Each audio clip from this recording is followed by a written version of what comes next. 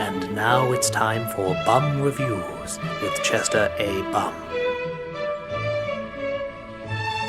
Tonight's review, Deadpool.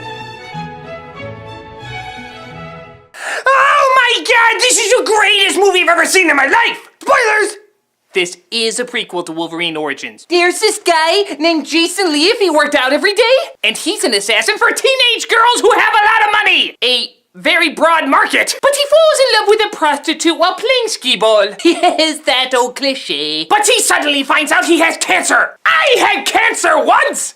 There is no way I can make a joke that won't offend somebody, so I will just move on. So he does what any man in his position would do. Leaves his girlfriend behind, donates his body to mad scientists, subjects himself to a life of torture, and all in the name of becoming a superhero.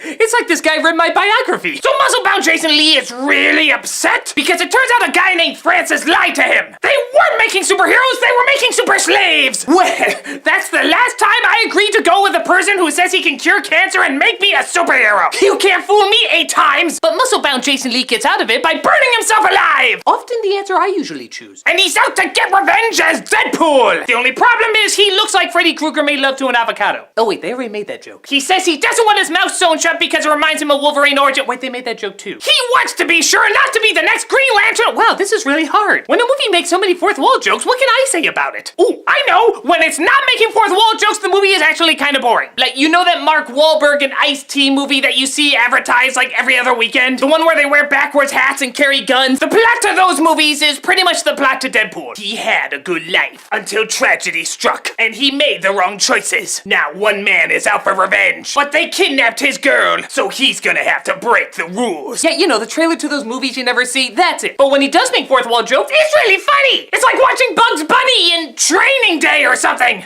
Oh, and 1.5 X-Men are in it! But seeing how it's the only X-Men character ever that actually looks 100% and acts 100% like an X-Men character, that technically makes this the best X-Men movie ever. If their names are Colossus and some girl I've never heard of before. But she can blow up! So I think her name was Spontaneous Combustion. I worked on that on the walk from the theater. That was a fun 20 miles. So Deadpool is staying with a blind lady who everybody is gonna think is a hurrah but isn't? And he calls on the help of the 1.5 X-Men to get his girlfriend back! And Deadpool is like, let's make literally one chimichanga joke and kick some ass! And Colossus is like, how come only you can make the fourth wall jokes but we don't catch on to them? Because I'm the only fictional character who knows he's a fictional character! How? Nobody cares because I'm funny and I do a lot of gory stuff! You're what every 13-year-old boy thinks he can be. Except with an army of writers! And the ability to dub in better jokes in case they think of them later. Yes, you couldn't do that if I wasn't wearing the mask. So Deadpool has Francis in his clutches. But Colossus is like, you can't do that. I'm going to talk about what it means to be a real hero, and I'm gonna go on and on even though the entire audience has already guessed the joke and they're just waiting for you to pull the trigger.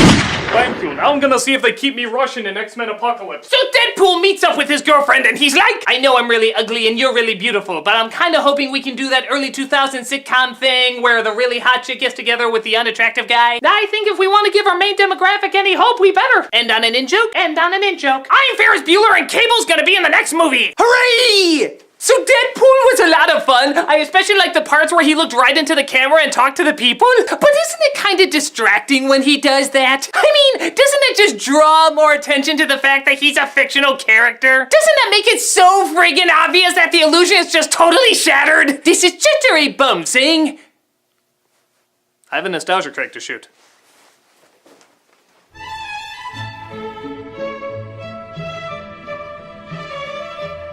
No closing line. I have work to do.